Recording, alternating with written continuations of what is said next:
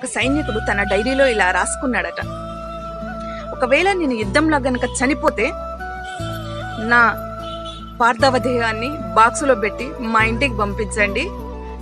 అలాగే నాకొచ్చిన మోడల్స్ నా గుండెలపై ఉండేటట్లా చేయమని, అలాగే అమ్మతో ఒక మాట చెప్పమన్నాడు. తన కొడుకు చివరి క్షణం వరకు దేశం కోసం పోరాడుతూ చనిపోయాడు అని తన తండ్రితో చెప్పమన్నాడు. బాధపడవద్దు, ఇక ఏ టెన్షన్స్ ఉండవు తన వల్ల అని తన తమ్ముడితో చెప్పమన్నాడు. తల్లిదండ్రులను బాగా చూసుకోమని, బాగా చదువుకోమని, అలాగే ఇక బైక్ కేసు పర్మనెంట్ గా తనవేనని తన చెల్లితో చెప్పమన్నాడు.